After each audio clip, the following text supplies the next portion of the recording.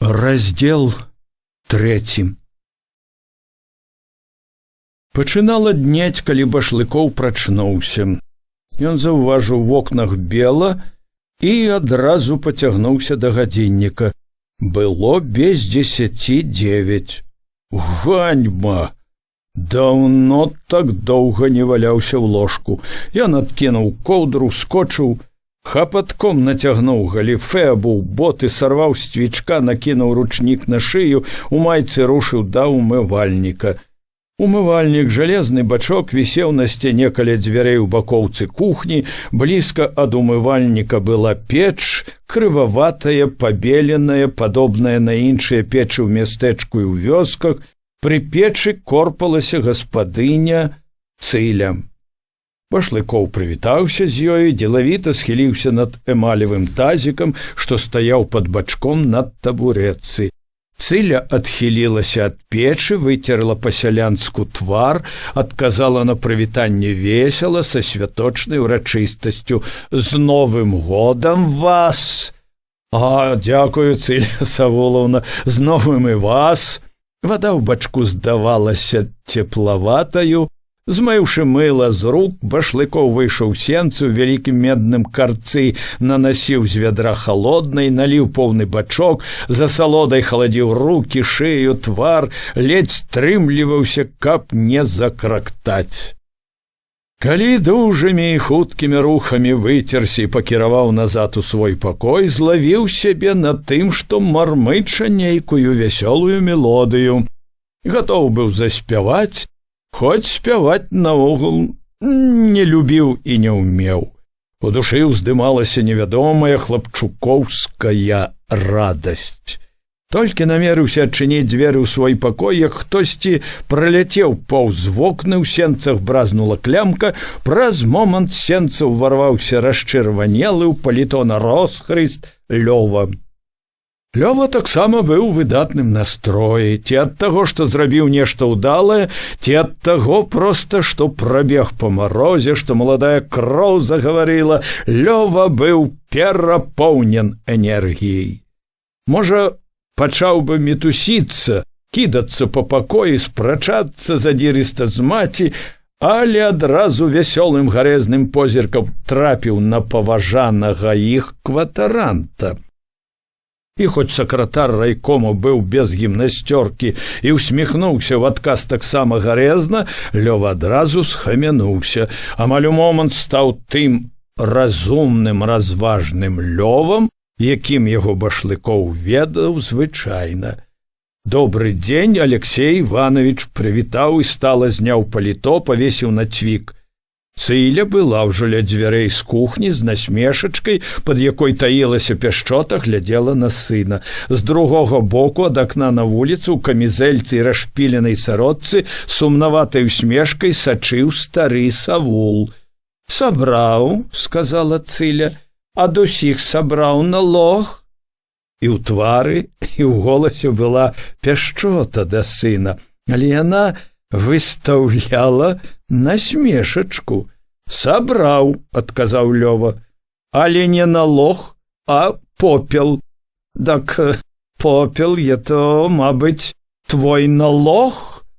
«Попел е то попел», — адрэзаў, не дазваляючы жартаў, Лёва. «Так ты ж сабіраеш яго па хатах як налог», — сказала Цыля, яўна маючы на ўвазе Башлыкова. «Нашы жанкі смяяліся, гаварылі, дзеці сабіраюць попел як налог».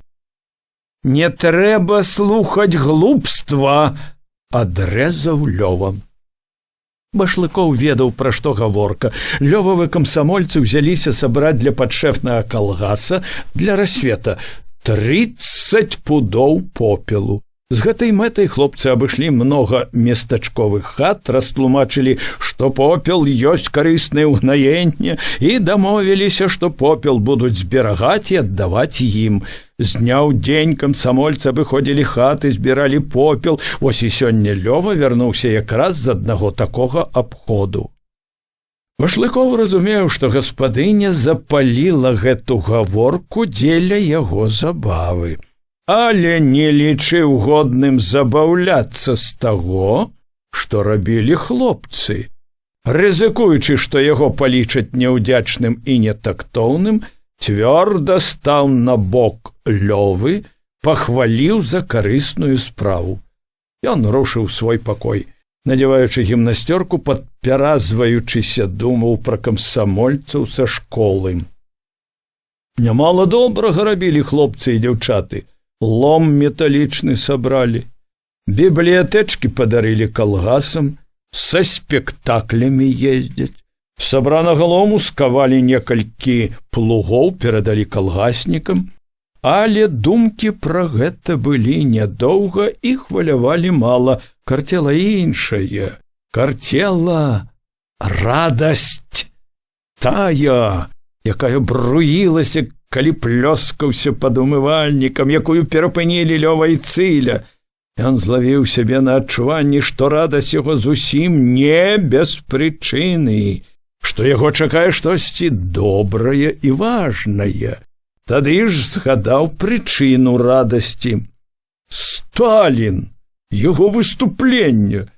Газета з выступленнем у кабінеце. Чакае. Услед, а можа і разам, дзіўна з'яднаўшыся са згадкай пра выступленне, увайшло ў душу. Быў у школе, дамовіўся. Сёння, як сцямнее, пабачыцца.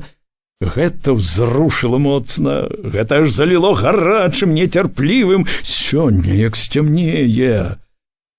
Ад хвалявання ён захадзіў неспакойна і дужа. Першы момант не думаў нічога, быў перапоўнены хваляваннем незвычайным, здавалася, неймаверным прадчуваннем. Сэрца білася так гулка, так молада, што адчуў няёмкасць, папракнуў знарок сябе, як хлапчук. Тады ў хваляванне яго прарваліся ўспаміны. Нібы нанава ўбачыў яе перад сабой. Зноў уразіўся яе хараству. Якая красуня! І дзе вырасла, і колькі хараства не толькі знешняга і ўнутранага, якая годнасць! Згадаў, як кіўнула. Сёння, як сцямнее, успомніў, нелёгка было сказаць ёй, але ён сказаў, дамовіўся, зрабіў тое, чаго так хацелася. Але калі думаў гэта, у душу ўжо тачылася штосьці нядобрае. Успомніў паразку, як няёмка было перад ёй, як давялося таіцца, фактычна, калі глядзець праўдзе ў вочы, маніць. Ён запярэчыў сабе, не маніў ён. Нельга было інакш. Не меў ён права, калі на тое, выдаваць тайну іх без яе згоды. Каханне свайго. Але неспакой, недавольнасць сабой не сыходзілі ўжо. Бачыў ужо, што і адзін перад ёю паводзіў сябе нядужа. Недарэкам, мусіць, выглядаў у яе вачах. Папракнуў сябе. Не пагаварыў як след, мала ведае пра яе, амаль нічога не ведае. Ён адагнаў нядобрае, перапыніў думанне. Няма калі думаць попусту. Час дарагі, трэба на працу. Энергічнымі рухамі зняў паліто, надзеў, шапкаю ў руцэ выйшаў у суседні пакой, кіруючыся на вуліцу. На работу, сустрэў яго стары Савул. На работу? У голасе старога было ці то здзіўленне, ці то папрок. Савул глядзеў з-пад акуляраў востра, дапытліва, нібы турбавала штосьці і не мог сам высветліць. Сёння Новы год, аб'явіў ён, і змоўк, і глядзеў, дапытваючыся з-пад акуляраў. Башлыкоў не разумеў, што ад яго трэба. Так, Новы год. Савул кіўнуў. Аказалася, яму гэтага было пакуль даволі. Помаўчаў, як бы даваў зразумець значнасць таго, што сказана, ці скажа зараз. З кухні паявіўся, дажоўваючы нешта, Лёва, зірнуў насцярожана на дзеда, але не сказаў нічога. Раней, пасля Новага года, загаварыў Савул, быў святочны дзень, ці, як цяпер гавораць, выхадны дзень. Цяпер гэты парадак адмяняецца? Башлыкоў усміхнуўся. Усмешка была паблажлівая, стары настроены па-філасофску. Адказаў з адчуваннем перавагі. Раней многа чаго было. Многа розных забабонаў, пацвердзіў Лёва. Дзед кінуў на яго пагардлівы позірк, як бы загадаў маўчаць, не ўцінацца ў гаворку сталых мудрэйшых. Глядзеў толькі на Башлыкова, глядзеў востра, строга. Ёлку на Новы год, напрыклад, вы лічыце таксама забабонам? Забабонам, усміхнуўся Башлыкоў. Стары не адступіў. З вядомай ужо Башлыкову звычкі дабіваўся высветліць всё да рэшты. Новы год без ёлкі, хіба это свято? У нас Новы год будзе ў працы. Праца? Это наша свято, убіўся зноў Лёва. Дзед зноў звысака зіркнуў на ўнука, помаўчаў засяроджана. Значыць, выхадны дзень на Новы год не будзе. Рабіць будзем. Дзед улавіў нецярплівасць Башлыкова, спыніў цікаўнасць сваю, пачціва падзякаваў, пакланіўшыся. Башлыкоў рушыў да сянец.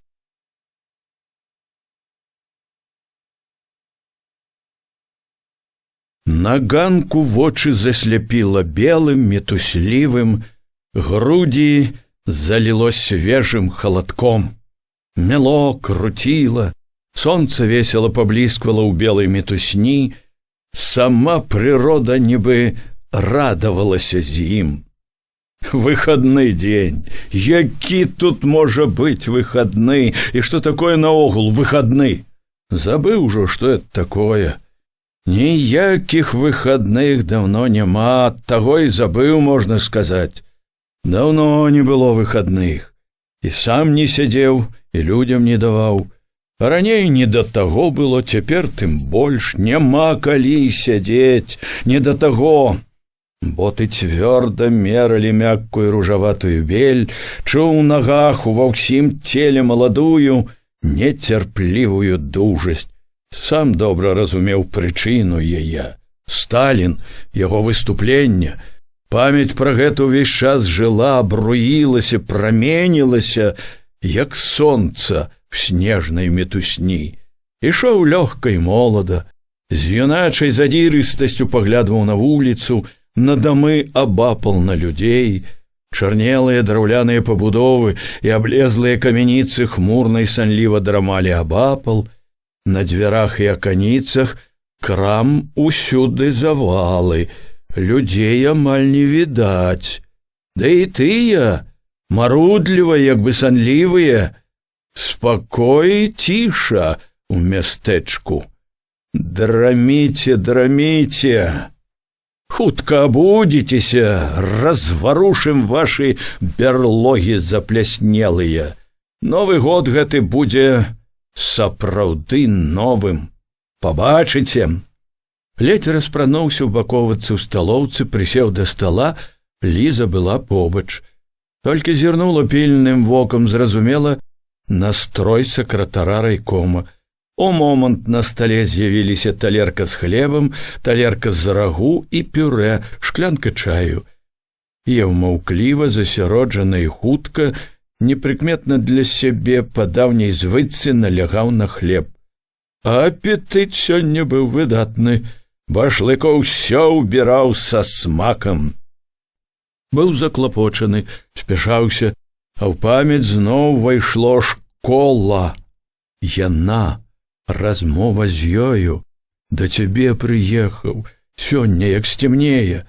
Захвалявала, пагнала кроў гарачэй, унесла ў бадзёрую яснасць клопатнай, што і радавала, і непакоіла. Это разбівала думкі, і ён адагнаў непатрэбнае думанне. Зноў былі ганак, санлівая ціша і снежняя мітусня. Жыццярадасны засяроджаны чалавек цвёрда крочыў вуліцаю да райкома. На ганку значыліся сляды, прыцярушаныя снегам і зусім свежыя. У калідоры патхнула цяплом жылля, жыццём знаёмым, добрым душы і надзейным. Поцемкам калідора ён звыкла пакіраваў да дзвярэй прыёмнай. Міша, што гнуўся над нейкай паперай, адразу ускочыў, вядома, хвалячыся спрытам, гатоўнасцю зрабіць усё. «Добрый дзень, Алексей Иванович, з Новым годам вас!» — сказаў, нібы робячы падарунак. Башлыкоў павіншаваў таксама, ветлівы, сабрана. Фрэнч, галіфэ Мішы былі прымяты, а зграбная Мішава постаць была поўная энергіі, імкнення. Аднак Башлыкова гэта не ашукала. Пільным вокам адзначыў адразу: Мішаў твар быў шараваты, прытомлены. Спаў Міша, было відаць, мала. Пагуляў у гонар новага. Распрануўшыся ў кабінеце, прычасаўся, абцягнуўшы ремень, трымаў Мішу, што ўварваўся з папкай у руцэ. «Пачакай». Потым паказаў далонню пачакаць у прыёмнай. Энергічны, стройны, рушыў з кабінета. Як заўсёды, выказваючы сабранасць, ён цяпер не таіў урачыстасці ў абліччы, ў словах. У кожным кабінеце, пакоі шчырае, ўзрушанае з Новым годам. Кароткае пажаданне і моцны, дужы поціск рукі. На віншаванне і пажаданні адгукаліся ахвотна, радасна, асабліва жанчыны. Адчувалася, што ўсе жылі разуменнем. Новы год! У кожнага былі свае надзеі, і надзеі радасныя. Кожны раз, калі віншаваў, ціснуў руку, узнікала адчуванне асаблівай таварыскасці, еднасці, якое расчульвала самога. З расчуленасцю прыйшло перакананне, што вельмі добра гэта, чалавечна, аказаў увагу, праявіў такту такім нібы дробным выпадку. Праўда, з гэтым кінулася ў вочы. Людзі жылі яшчэ нібы не на зямлі, луналі ў святочных марах. Настрой быў яўна святочны, лёгкі. Падобна было, што ніхто не працаваў як належыць, не было сапраўднай рабочай сабранасці. Гэта не падабалася. Не да часу, бесклапотнасць, размагнічанасць. Цешыла, супакойвала, што двое, другі сакратар Сташэўскі і загадчык аддзела кадраў Сагайдак, былі на раёне. Каржыцкі збіраўся ехаць. Памчаў толькі што раніцаю на раён Кудравец. Гэта як бы пацвярджала, што людзі райкома і ў гэты дзень з народам, што і сёння нешта робіцца для вялікай справы, якой так неабходны тэмпы, якой гэтых тэмпаў не хапае. «Зводку!» — загадаў ён, вярнуўшыся зноў прыёмную. Міша адказаў: «Зводка на стале». У тоне голасу было здзіўленне. Як гэта ён, Башлыкоў, можа думаць, што Міша будзе чакаць, калі яму загадаюць прынесці яе? Можа, яшчэ пачне рыхтаваць яе пасля таго, як напомняць? Нібы Міша не ведае, што трэба ў першую чаргу. Башлыкоў у кабінеце адразу пакрочыў да стала. Сапраўды, на самай сярэдзіне стала бялеў ліст. Башлыкоў зайшоў за стол, нецярпліва ўзяў ліст паперы. Рост ёсць. Лічба зноў пайшла ўгару. Але які малы рост! За тыдзень 55 гаспадарак. Менш працэнта ад агульнай колькасці гаспадарак. За цэлы тыдзень. Ой, чарапашныя тэмпы. Увайшоў Міша. Башлыкоў зняў вочы. Што яшчэ? Міша сказаў: «Трэба падпісаць». Так, трэба падпісаць, паслаць у акружком, падпісаць, распісацца ў сваім адставанні, у няўменні павесці народ за сабою. У насцярожанай увазе мімаволі адзначылася: Мішаў твар неадпаведна падзеі, недарэчна быў вясёлы, бесклапотны, але не сказаў нічога, прамаўчаў. Калі падаваў падпісаную зводку, здзівіўся. Міша па-ранейшаму пасміхваўся з нейкім нібы намёкам, незразумела гулліва. Башлыкоў зірнуў недовольна, патрабавальна. Міша засмяяўся па-дружбацку, змоўніцкі. Соня учора пра вас гаварыла, растлумачыў ён шчыра. Глядзі, кажа, пра вас прыклад табе. Яна лічыць, што я, як яна выражаецца, за кожнай спадніцай гатоў пагнацца, што я толькі і думаю пра іх спадніцы. Башлыкова не надта вабіла гаворка такая, і зусім не падабалася Мішава панібрацтва, але ён стрываў, помніў, што Новы год і гэта абавязвае да нечага. Міша яшчэ асмялеў: Алексей Иванович, можна па сакрэту? Ён ледзь не падміргнуў. Паведаміў як тайну, як сябру: дзяўчаты ўсе проста захапляюцца вамі і дзівяцца. Чаго гэта? Нахмурыўся Башлыкоў. Дзівяцца, што малады вы, прыгожы, а? Нікога з дзяўчат не заўважаеце. Яны глядзяць на вас, а вы хоць бы адным вокам. Саша, Соня, Маруся, Сара — все дзівяцца. Скажы, няхай не дзівяцца. Я разумею, становішча ваше, сказаў Міша тоном мудрага. Становішча ваше ёсць становішча. Кожны крок бачыце, усё мястэчка, увесь раён могуць пабачыць тое, чаго і не было. Трэба думаць пра кожны крок. Але і так нельга.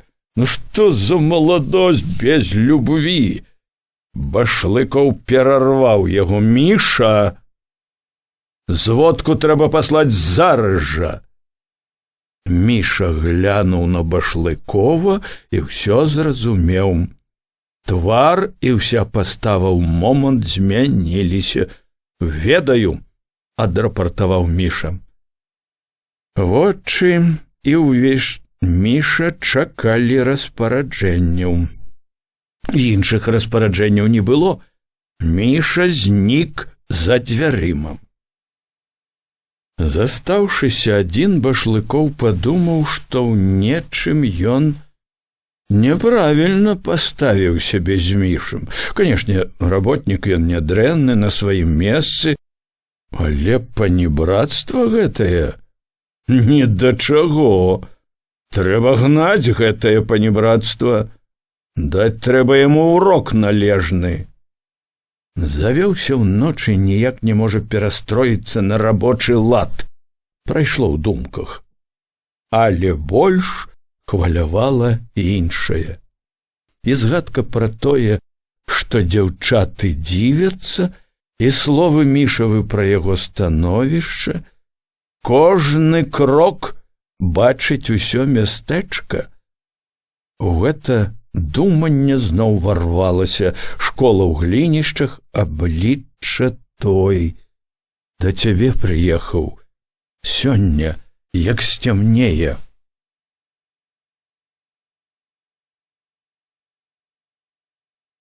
Ён прымусіў сябе супакоіцца. На стале ляжалі іншыя зводкі з сельсаветаў, з райза быў пакет за кружкома. Ён прачытаў усё хутка, похапкам і працягнуў руку да «Правды», што ляжала побач на стале. Тут ён палажыў яе ўчора з намерам вярнуцца перачытаць. Цяпер ён і браў яе дзеля гэтага, перачытаць на ясную галаву, паглыбіцца, удумацца, высветліць усё. Учора ён быў для гэтага занадта ўсхваляваны. За некалькімі сказамі рука яго пашукала аловак, важныя думкі ён меў звычку падкрэсліваць. Чытаў ён сёння не так хутка, як учора. Гэта было зусім не тое, што ўчора гарачае ліхаманкавае чытанне, калі ён нецярпліва бег вачыма ўперад, а што далей, а як там? Ён сёння не рваўся так наперад, ён добра помніў, што там далей. Яму сёння важна было пранікнуць глыбей, высветліць усё, вызначыць усё ясным поглядам, цвярозаю думкаю. Сёння чытаў ён не хапаючыся, паволі, раз-пораз нават вяртаўся назад, калі думка бачылася асабліва важнаю, або калі што-небудзь з першага разу, здавалася, не спасцігаў да канца. Чытаў, можна сказаць, больш цвяроза і разважна. Аднак і гэтае сённяшняе чытанне не было зусім спакойным. Працятае цвярозасцю, разважнасцю, чытанне гэтае было поўнае зрушэння. Зрушала Башлыкова, як і ўчора, найперш тое, што Сталін адказваў на самыя вострыя, пякучыя пытанні. Хоць Сталін у сваім выступленні, як ён сам казаў, высвятляў тэарэтычныя асновы становішча ў вёсцы, для Башлыкова ўсё, што ён чытаў, мела перш за ўсё значэнне практычнае. У сталінскім выступленні ён найперш шукаў адказ на тое, што турбавала і мучыла. Чытаючы, Башлыков амаль увесь час чуў побач апейку. Чытанне гэтае было нібы працягам той спрэчкі, якую яны фактычна няспынна вялі. Падобна было на тое, што Сталін уступіў таксама ў іх спрэчку, выказвае свае погляды. У выступленні Сталіна Башлыков шукаў падтрымку сабе. Ён, вядома, не сумняваўся, што погляды яго ва ўсім адпавядаюць сталінскім, што гэта ва ўсім бальшавіцкія погляды. Ён быў упэўнены, што не мог ні ў чым памыліцца, што не магло чуццё шукаць яго. І з уцехай знаходзіў всё новыя доказы правільнасці сваіх меркаванняў. Як і ўчора, як падтрымку сабе, чытаў ён развагі Сталіна аб адносінах сялян да зямлі на захадзе і ў нас. І Апейка і Гайліс ніяк не здольны зразумець простую ісціну, што зямля ў нас не прыватная, што яе нікому не дадзена права прысвойваць. Башлыков над гэтымі радкамі думкамі пераносіўся на Глінішчанскі сход. У курані з абурэннем успамінаў галасы пагрозы: не дадзім, не згодны. Якое права мелі яны там не даваць зямлю, якая належыць не ім, а народу, дзяржаве? Ён пашкадаваў, што тады на сходзе ў вёсцы сам не дадумаўся, не сказаў гэтага. Адсюль ад гэтага браў вытокі і другі важны вывад, які Башлыков выразна вычытваў выступленні. Ён, Башлыков, не памыліўся, бачачы небяспечную шкоду в апейкавых павучаннях пра псіхалогію і нейкі спецыяльны падыход да селяніна. Вось тут, дзе Сталін успамінае пра Энгельса, пра розніцу між сялянамі на захадзе і ў нас, ён жа фактычна высмейвае мудрых падыходчыкаў. Ён жа фактычна строга судзіць апартунізм, міндальнічанне, спекуляцыю на чуласці. Па сутнасці судзіць Апейкаў і Гайлісаў. Зноў, як і ўчора, асабліва хвалявала і радавала тая частка прамовы Сталіна, дзе ён аб'яўляў аб пераходзе ад палітыкі абмежавання кулацтва як класа да раскулачвання. Башлыков яшчэ ўчора адразу асабліва адзначыў гэты факт, як факт незвычайны, у поўным сэнсе гістарычны. Сёння цвярозым праніклівым розумам ён яшчэ мацней адчуў значэнне гэтага як аднаго з самых рашучых крокаў у рэвалюцыі на сяле. Тут Сталін бачыў Башлыкова асабліва моцна біў па асцярожненькіх ціхаходах тыпу апейкі, з асаблівай смеласцю зваў наперад. Башлыкова проста захаплялі цвёрдасць і рашучасць Сталіна. У памяці між іншага мімаволі праходзілі глінішчанскі сход, гаворкі ў куранях, і душу радавала прачуванне блізкіх вялікіх падзей, рашучых дзеянняў. Ён усёй душой прагнуў гэтых рашучых дзеянняў, так і трэба, даволі слова асцярожнасці, міндальнічання. Башлыкоў з захапленнем ухваліў, што пытанне пра тое, ці можна дапусціць раскулачванне, смешнае. Это пытанне могуць ставіць толькі недарэкі бухарынцы ці падобныя ім недабіткі. Такога пытання няма і быць не можа у сапраўднага бальшавіка. Башлыкоў зноў засмяяўся, калі прачытаў: «Зняўшы галаву, па валасах не плачуць». Вельмі падабалася Башлыкову гэта ўменне Сталіна ў належны момант сцебануць слоўцам прымаўкай. Тут яно здалося асабліва ўдалым. Так, па валасах не плачуць, наогул плакаць нам ні да чаго.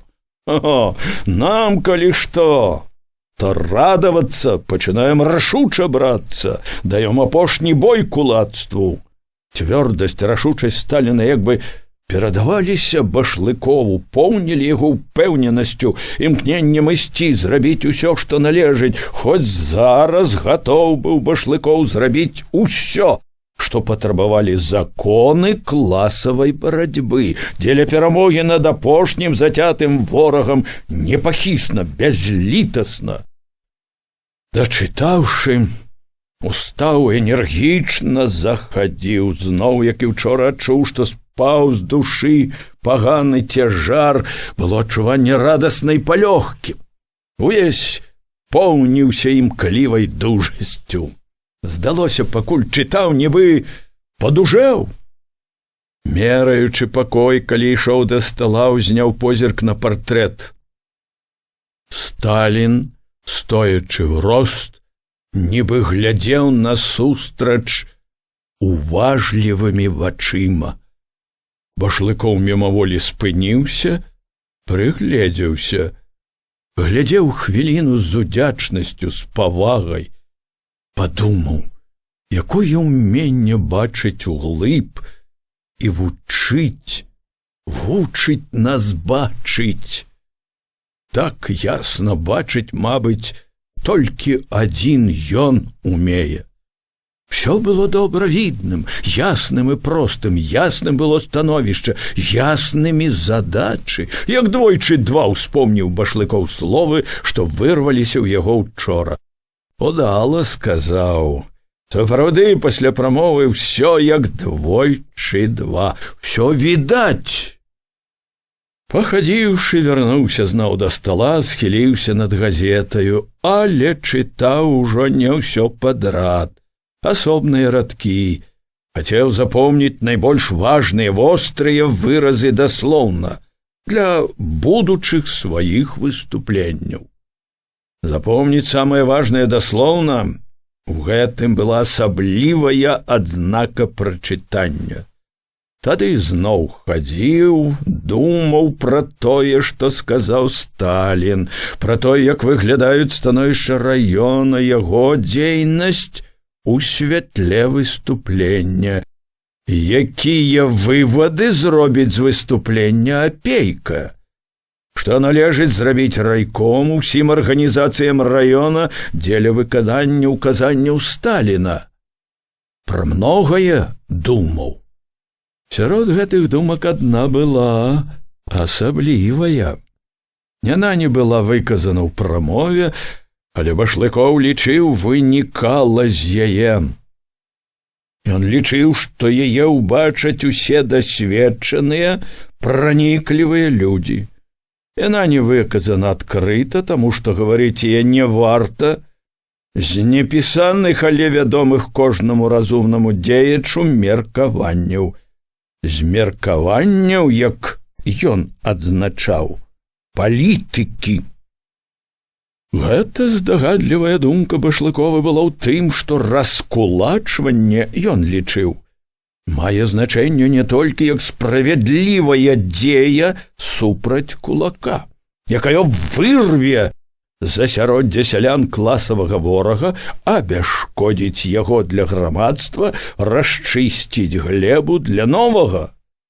Башлыкоў лічыў, хоць пра гэта ў прамове не было тактоўна ні слова, яшчэ больш важным тое, што раскулачванне дасць адчуць іншым, што савецкая ўлада не збіраецца доўга ўгаворваць, не збіраецца цырымоніцца надта, дасць адчуць не толькі кулакам, а і астатнім сялянам. Тое, што гэта, вядома ж, падзейнічае на іншыя пласты сялян, Башлыкову здавалася вельмі важным для яго, для цяперашняга становішча ў раёне.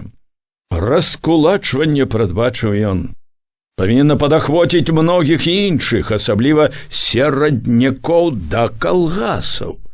Небяспека страціць усё. Маёмасць, хату, сесці на пясок, на балота, каму не паддасць ахвоты. Трывожны тым, як марудна ідзе калектывізацыя ў раёне, ён у гэтай акалічнасці бачыў абнадзейлівую, радасную прасветлену. Ён быў проста ўпэўнены, што самае непадатнае павінна хутка зрушыць. Не можа быць, каб не зрушыла. Ад таго, што блізка чуў жаданую перамену, брала нецярплівасць. Мімаволі пачаў крочыць хутчэй, дужэй, усё мацнела, вярэдзіла імкненне пачаць дзейнічаць зараз жа. Але нейкі час замінала раскіданасць думак. Не адразу ўдалося засяродзіцца. На паўдарозе спыніў крок, цвёрда пакіраваў да стала. Бюро. Трэба рыхтаваць бюро. Справу Гайліса і іншых. З гэтага пачне.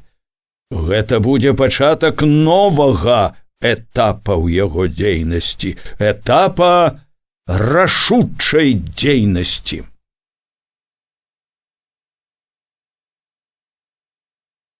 З гэтым увесь час амаль не сціхаючы жыло іншае. Што не рабіў, пра што не турбаваўся, увесь час помніў сёння, як сцямнее. Амаль неадступна ці хадзіў, ці рупіўся за сталом, адчуваў побач тую, глінішчанскую. Нельга сказаць, каб прагнуў гэтага. Больш было такое меркаванне, што ёй тут пакуль не трэба быць. Цяпер не яе час. Яе час будзе пазней, і месца іх іншае. Увечары, як сцямнее, на дарозе з вёскі, дзе бярозы. Цяпер у яго справы, важныя абавязкі адказнага за цэлы раён чалавека. Да таго ж у яго сёння такая падзея, такі важны дакумент перад ім. Гэты дакумент вызначае, можна сказаць, новы кірунак у яго жыцці. Трэба добра падумаць над многім, засяродзіцца, нельга рассейваць увагу. А важныя раённыя клопаты, як не працівіўся, унізвалася. Урывалася тое патайное, недазволенае. Сцінала сэрца радасцю і нецярплівасцю, тлуміла галаву іншымі згадкамі і клопатамі. Згадваліся школа, сустрэча, зноў і зноў вярэдзіла сэрца, мроілася вечар, бярозы, яна такое, што дзіўна кружылася галава. За окнамі ўсё мітусілася белае, зіхцела сонца, і падобна мітусілася, зіхцела штосьці ў душы Башлыкова. Радасць, нецярплівасць былі не адны ў душы. З імі тачыліся, трывожылі Башлыкова нядобрая вінаватасць і незычлівы одум. І раз, і другі назалелы одум гэты судзіў: што ты робіш? Ты, кіраўнік раёна, у такі час, калі ўсё трэба аддаваць справе, замест таго, каб думаць пра справу, пра раён, ты думаеш пра непатрэбства, пра жанчыну, да таго ж пра выпадковую жанчыну. Урэшце рэшт, разважаў одум, калі табе ўжо так захацелася жаночай ласкі, хіба мала тут дзяўчат, прыгожых і надзейных, адданых справе, з ясным жыццём. Дзяўчат, якія могуць стаць сапраўднымі таварышамі ў справе. Колькі дзяўчат камсамолак з радасцю пайшлі б насустрач, каб ты зажадаў гэтага. Чаго ж ты паўз іх прайшоў і прыліп да нейкай невядомай? Башлыкоў пярэчыў сабе, чаму невядомай? Ведае і самую, і нават бацькоў яе, таксама наш чалавек, няхай і не камсамолка, і што, калі на тое перашкаджае ёй, калі прыйдзе час стаць таксама камсамолкай, таварышам па справе? Бацькі беднякі, можна сказаць, пралетарыі сельскія, правда, не калгаснікі, это, вядома, мінус, пляма. Ай, ва ўсім віною маці, цёмная, злая істота, непрыемная, скажам шчыра, асоба. Відаць, за яе дачка і пакінула бацькоўскае гняздо. А бацька? Чалавек, што трэба, хоць зараз мог бы на новую дарогу пайсці. Так, аднаасобнікі, гэта, канешне, мінус, але ж калі на тое, то яна ж ужо не з бацькамі. Сваё становішча ў яе на службе, савецкая служачая, ды і з бацькамі павінна паправіцца, быць не можа, каб не паправілася, да таго ідзе. Сярод усяго ўнізвалася няёмкае становішча яе. Школьная тэхнічка, прыбіральшчыца, ён кіраўнік раёна і прыбіральшчыца школьная. А што? Што прыбіральшчыца? Уздымалася нязгода. Хіба на ўсё жыццё гэта прыбіральшчыца? Хіба не відаць, што выпадкова там, што прыладзілася, відаць, на момант, пасварыўшыся з маці-ўласніцай, рашыўшы пачаць новае жыццё. Сёння тэхнічка ў школе, а заўтра работніца артелі. Можа быць, актывістка новага жыцця, прыбіральшчыца. Можна падумаць, што сам сакратаром нарадзіўся. Не з таго пачынаў. Колькі прайшло з той пары, як сам падмятаў за кульгавым шаўцом. А ўжо арыстакратычныя замашкі. Арыстакратычныя, не арыстакратычныя, а мешчанскія, то яўна, мешчанінам добра папахвае. Раз-пораз у развагі прыходзіла горшае, такое, чаго, здавалася, нібы трапіў у тупік, з якога адзін выхад — назад. Это звычайна было тады, калі ўспамінаў сустрэчу ў школе, той момант, калі прыйшла паразка. Няёмка зноў было, што таіўся, хлусіў фактычна. І з гэтым неадступна вярэдзіла, не ўтаіў, напэўна, здагадалася, ведае. Яна-то, відаць, не панясе навіну па свеце. Чалавек разумны, але як там ні таіся, заўтра, вядома, ўсё будзе многім. А ў вёсцы ўсё на віду. Все на виду и в районе. Як бы не хаваўся раней ці пазней, усё адкрыецца, стане вядома, у тым ліку і тут. Як ён будзе выглядаць перад людзьмі, перад народам? У такія моманты першай думкай было спыніцца, пакуль не позна, не ехаць, не сустракацца, кончыць.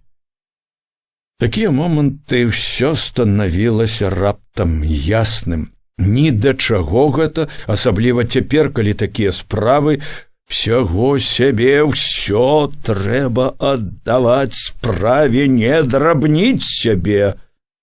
Тады завіхаўся хутка, хадзіў цвёрда і чуў лёгкасць і дужасць у сабе, нібы скідваў цяжар з плеч. Але лёгкасць і дужасць і яснасць былі нядоўга. Кожны раз за гэтым чуў яе перад сабою, блізкую, вабную, і чуў, як непаслухмяна захлынаецца нечым гарачым, пранізлівым сэрца і тлуміцца галава. Як з гэтым знікаюць і лёгкасць, і яснасць, як незразумелая сіла адбірае дужасць, вабіць, вядзе наперакор разумным развагам. Тады не першы раз думаў здзіўлена, што ў ёй такое, чым яна займела такую ўладу над ім. Іншы раз, злуючыся на сябе, дакараючы сябе і яе, убіваў сябе знарок груба. Ва ўсім вінаваты яго дурная ўражлівасць, мяккацеласць. І тое, што кроў дурная гуляе, маладая, дзікая, всё ад таго, што захацелася жанчыны, бабы, і ад таго, што характар, натура дурныя, калі захацеў, што не ўмее стрымлівацца, адступаць. Ад прыроды такі не ўмее зыначыць сябе. Калі спакайнеў, здзіўленне было іншае. Закахаўся, любіць. Сустрэў выпадкова ў такі паганы вечар і закахаўся. Не разгледзеў толкам у той вечар, а прыкіпеў. Не разгледзеў, а не памыліўся. Колькі бачыў жанчына такую, здаецца, першую сустрэч. За ўсё жыццё першую такую. І дзе? І вось жа ў душы так нібы, нікога не было дасюль роўнага ёй. І такое ў душы, нібы не сустрэне больш такой, як яна. А можа, і не сустрэне. Не сустрэў жа раней. Не было ж раней такога ні да адной. Можа, гэта доля яго? Не, гэта не абы што, гэта рэдкасць. Такое хараство, такі розум, і да таго ж дзівань неабыякавае да яго. Відаць было, хінецца душой, рада была, хвалявалася. Ці ж разумна страціць гэта, самому адмовіцца, загубіць і потым не знайсці больш. Што ж, што ён кіраўнік, што да яго патрабаванні асобыя? Што, яму і любіць нельга? Такія хвіліны турбавала практычнае. Дзе б ім знайсці нейкі прыстанак для сустрэч? Сёння сустрэча кароткая, можна і пастаяць пад бярозамі. А дзе потым? Не стаяць жа сярод дарогі ці лесу марозіць яе.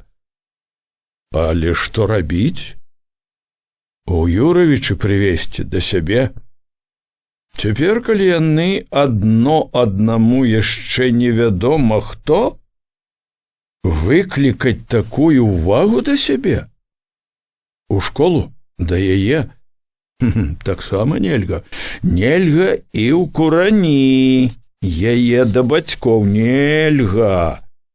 Як бы ён не тлумачыў, што ў яго сур'ёзныя пачуцці, гэта выкліча крыватолкі.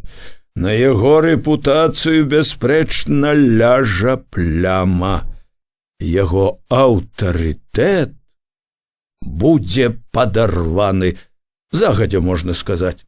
Ён ад душы пашкадаваў, што жыве не ў Гомелі. Там усё зрабіць было прасцей. Нялёгка і няпроста Башлыкову было ў гэты дзень. Не раз яшчэ брала цвярозае спыніцца, не ехаць, і кожны раз за гэтым было паехаць, пабачыць хоць адзін апошні раз. Вочы нецярпліва паглядвалі на гадзіннік, дзень ішоў паволі.